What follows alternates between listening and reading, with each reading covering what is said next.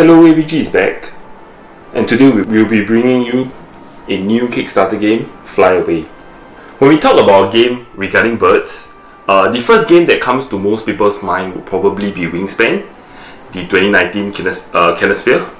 And of course, if you actually put in the element of the popular game Tickets to Ride, which is the 2004 Space Jar winner, well, you get Flyway. So Flyway plays 2 to 4 and is for age 10 and above. It takes about 45 to 90 minutes to play the game. So the game will hit Kickstarter on the 23rd of November, and I'll be linking the Kickstarter link down in the description box below. I'll also link the official Flyway YouTube page down below so that you can actually visit the page and check out more stuff from them. In Flyway, players are conservationists helping migratory birds along their autumn journey on the East Asian-Australasian Flyway that spans from Russia in the north through Asia and down south to Australia. So the objective of the game is to get the highest points, and of course the game will end in one of 3 ways: when a player actually reaches 100 points, a player saves 6 birds, or all foul play cards are actually drawn. So what are these? Before I go any further, let me just show you guys the game board. So this is a huge board that you can see. So as mentioned earlier, on top right at top in this area, this is Russia. So you can see the board actually is pretty nice, spanning all the way down. And of course you have Australia. The nice thing about this bird is it gives you the legend of what the various little squares and circles and triangles mean. And of course, if you are not sure how to play the game, or you need a bit of a reminder how to play the game, the play steps are actually on the board itself. It's a good design board, to be honest. And what I like about the details is even at the back of the board, I usually won't review or talk about things at the back of the board, but hey, take a look. Nice artwork all around throughout the board. So in each turn, a player will draw a Wingate card. The back of the Wingate card looks something like that. You can see it says Wingate. And at the same time, they will also be drawing a foul play card. A foul play card looks like this. And at times, when actually 2 times in a game, you possibly would be the player that draws the catastrophe card. So when that happens, well, certain effects take place. So let me just go through how a turn runs. So you draw 1 foul play card. So within foul play card, there will be actions that there will be things that you will actually have to resolve immediately. So you can see nice red artwork. In a way, it's all bad things because they are all foul play. And of course, there will be certain foul play cards that you could Wingate by squawking it away. So some of the Wingate cards actually have this squawk icon. As you can see, there's 2 squawk, 1 squawk and 3 squawk at the back. So most of the foul play card actually will have a number at the top, something like that. As you can see, there's a squawk value of 2 for the aeroplane collision. There's 1 thing for urbanization is 1, and for light pollution is 1. So you could actually use a squawk card to get rid of the negative effect of a foul play card. And other than that, Wingate card also actually gives you certain effect. So as you can see here, so what are all these cards for? So as mentioned, you will draw 1 of each and you resolve the foul play card immediately. Of course, you can get rid of it by using squawks or certain Wingate cards. So should the top card of the foul play deck be a catastrophe card, well, you actually have to draw the catastrophe card, and it applies to all players. So you can see there is a smaller board, and this is where you actually place the foul play deck, the draw and this card, and of course there will be the Wingate deck. So as always, back of the board, good attention to details. I really like it. So if the player actually has the catastrophe card on top, they'll flip it open, it resolves for everyone, and after that the player would still have to draw a foul play card just like any other turn and resolve the foul play effect on him or herself. So as you can tell, the winged cards will be drawn, and sometimes you don't actually play the winged cards. So the maximum hand size for winged will be 5. So that will be the end of the draw phase. Then we'll move on to the action phase. So during the action phase, you could actually play winged cards, use certain bird powers of birds you acquired before. Let me just show you the nice looking birds. To be honest, very nice artwork on the birds, and there are many different kind of birds. Definitely they are all Asian based birds, given that they fly from Russia to Australia down the north-south migratory route.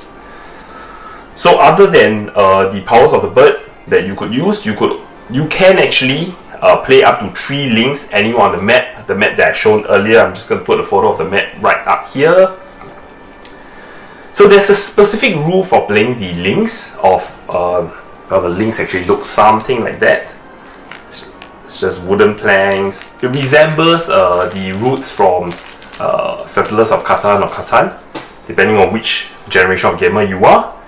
And the specific rule for links is that you will always have to link your link to another of your own link. So which means that you have to actually place links kind of touching each other, or if let's say you have already placed links from the previous turn, you can place one link and then it just has to touch. So links touching links are actually the key component to the game, and of course if you actually happen to put a link in and it completes a migratory a bird's migratory route, you will actually get to save it. So to save the bird, ensure at no point the linked up migratory route flies upwards, because birds only fly from north to south. So which means that if you have some route that actually has to go up and down, the bird will not be saved because the migration route is not completed yet. And of course, on the bird cards itself, well, at the top of each card there will be a point. So you can see that is how much points the player who actually plays the last link for the migratory route will score. So on top of that, for every link there is inside the migratory route, each player who has amount of links within will score 1 point per link in that migratory route. So of course the one that saves the bird will have that plus the actual score of the bird. So after the action phase, we'll reach the cleanup phase. Replace any birds that were saved or dead from any of the foul play or catastrophe effect into the dead bird area, and of course, the dead zone area. And of course, there is a board nicely that actually puts the bird deck where the roosting areas are. So what happens is that at any one time, you will get to save potentially 3 birds, or up to 3 birds, because that will be the total amount of birds that are kind of in place. And you can see on top here where there are 3 colors, they actually correspond to certain location marker that you'll be placing on the board itself, so that you can know that this is the route that you are aiming to clear, aiming to link up. So of course, as mentioned earlier, if a bird dies from foul play or catastrophe, it goes to the dead zone. So after you replace the birds in the roosting area, you will then actually get to adjust the location marker so that for the next turn, all players will know where the birds are actually flying towards. So should a bird, when it's shown in the roosting area, be savable immediately at the start of any player's turn? I mean, for example, in the 3 players turn, player A, B, C, player B save a bird, and of course at the end of the cleanup phase, a new bird is being flipped over, and that bird actually has its migratory route already linked up within play. What happened for player C when his turn starts? He could actually forfeit the entire turn, not drawing any cards. That also means the negative foul play cards that effect won't take place. Doesn't draw any winged card, doesn't put any link, and he or she will get to save that bird immediately, scoring points as per normal, taking any immediate bird effects if there are, and of course then it will be player A's turn. So that is kind of a special rule should a bird that's flipped over is savable immediately. However, players C in this aspect could choose not to save the bird. It's totally up to him or her to decide. And of course, if he or she doesn't choose to save the bird, he could place, he could take the turn as per normal, drawing the Wingate card, the foul play card, placing the links in, and should the links actually link up the same migratory for the same bird, another way to actually migrate, the birds will take the new route. So in each turn, there is no restriction how many birds a player can save. If let's say in one turn you manage to place certain links such that out of your 3 links or more links, if you actually have Wingate cards and you get to save more than one bird, you get to save all of them. There is no restriction to how many birds you can save, but obviously because new birds are only flip open to clean at the cleanup phase, there will be no new birds for you to save if let's say you have saved all 3. So the max per turn, we can say it's 3 birds. So before I move on to the review portion, I would just like to say this game has the best looking prototype I've ever received, and to be honest, if the final product it's with the same quality as the prototype, I'll be extremely happy with the quality. Obviously in final game reviews, we will review quality of component as one of the 6 prong. However, for a game that's coming on Kickstarter, we will actually omit that for teaching of rules. So, but if I had quality of component as one of the factors here, it will score 1 star. To be honest, I mean the quality is that good. So moving on, at ABG we like to rank our games on a 6-prong approach. So of course the 6 prongs are aesthetics, ability needed to play, social interaction, luck, replayability, and teaching of rules. So for aesthetics, I think no surprises here. You have seen some of the boards and the artwork in the graphics earlier, and of course the graphics look great. There's great table presence when we actually played and we place it on the table. Even people who are not into games will just peek over and check out, hey, what's this about? Oh, it's a game about birds. The conversation will start going. Even for people who naturally are not into playing games, they will be interested to find out more. So the ability needed to play, well, one of the key things that you need to play is of course to place links, and you have to strategize how you want to place your links, when to actually choose to use your Wingate cards, and how you actually would want to use your squeak to actually get rid of the foul play effects. So those are a bit of a hand management and the link management, how you want to link up, because you can actually place up to 3, but it's not necessary that you play all 3. So obviously there will be a bit of thought process needed in terms of ability needed to play. For social interaction, well, social interaction scores fairly high points here. Well, the key mechanics of the game is about placing links, and of course players would try to deny others from saving the bird that they want to save. Perhaps there's some bird power within that bird that he or she wants to save is actually stacking up with the rest of the birds he or she who have already saved. So that's an element there where the social interaction definitely, just like how it would be like on Ticket to Ride, where you actually are snatching routes and trying to connect things. The only difference in terms of a route management game here is that you have to manage the fact that birds only fly one direction from north to south. So that in itself actually would play more into the play direction, because now you can't just bypass somewhere and take certain effects. But of course, if there are certain birds that are unattainable because certain links have been placed, well, if a foul play card comes out and you can choose to kill off a bird, guess which bird dies? Yeah. So moving on to luck. Well, for luck here, we feel that it suffers quite a bit, because the foul play effects, even though there are 3 tiers within there, tier 1, tier 2, tier 3, even within tier 1 there are certain effects that are better for players who are just started on this their first turn, versus they actually get this same foul play card on a turn 2 or turn 3. There are differences there. So of course, with that said, the flipping of cards from the foul play effect, and of course the opening of the birds, the flipping of the birds after birds have been saved or they have died inside the cleanup phase, will affect how the game is being played out. If on your turn you always actually get a good scoring bird, who has his road actually plays out, you will always be scoring that bird, and I mean, together with it, there may be certain good effects that you can actually take out of it. So luck will suffer a little bit here.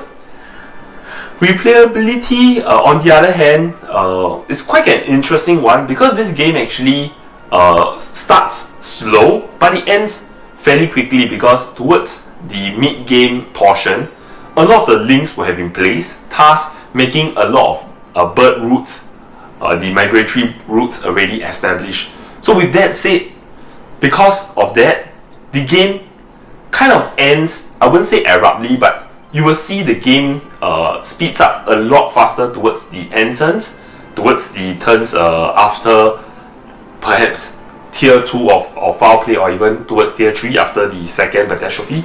So that on its own will actually kind of make players actually feel like, oh wow, it's not a drag, especially for a lot of games where for this game, I mean, it's essentially like a Euro game. The mid game sometimes feel a bit of a drag, but for this game, when I played it, personally, me and my team actually felt that the game actually goes on fairly quickly towards the end, and we really enjoy that process when it actually speeds up to the end, and then we kind of can see how the game pans out. And of course, then very quickly we will want to play another round just to try a different strategy and see if things work out. So replayability doesn't score the best, but of course, being a Euro game, if a game it's shorter in terms of its duration, you will want to try out certain things, because the birds itself give it a bit of an engine builder feel based on the bird powers. So that's kind of helping the whole replayability. So for teaching of rules, well, I think towards the start of this video, I attempted to teach most of the rules. I don't think I'm extremely successful at teaching all of it, because the game actually requires quite a bit of visual to understand how the game actually plays. No issues if you actually want to learn how to play the game. I will just be putting the link from the Flyway official YouTube page on how to play the game right up here, so you can rewatch that version of game, and it comes with the graphics and illustrations, so you will get to see how to play the game. But personally, I feel that the teaching of rules suffer a little bit in terms of the score, because even though it's quite a simple and a fun kind of family to gamer, it's somewhere in between. The teaching of rules could be a bit more complicated for family gamers kind of players, and a bit too simplistic for gamers. So in a way, teaching of rules suffer quite a bit. So just to reiterate, the game will come out to Kickstarter on the 23rd of November. So do check it out. You could actually click on the link below in the description box to kind of sign up for a notification, so that when the game is out on Kickstarter, you can actually back it right away. So if you like games that are from Singapore, you want to support local designers, Flyway is from Singapore, so I would appeal to you from an Asian perspective. Support Asian designers, support Singaporean designers. So if you like the video, do give the video a like, share with your friends, especially friends of yours who actually like birds and don't mind getting nice graphic of birds in kind of interesting format. To be honest, the birds really look very nice. I mean, it's essentially art. So if they do like birds or board games, do share with them. Comment below what is your favorite type of bird. I'll be happy and I would love to see what birds you guys actually like. If you do, subscribe below. Of course, turn on the notification bell so you get our videos as soon as they're out. More of our videos are at the site, and we'll see you for the next one. Thank you for watching.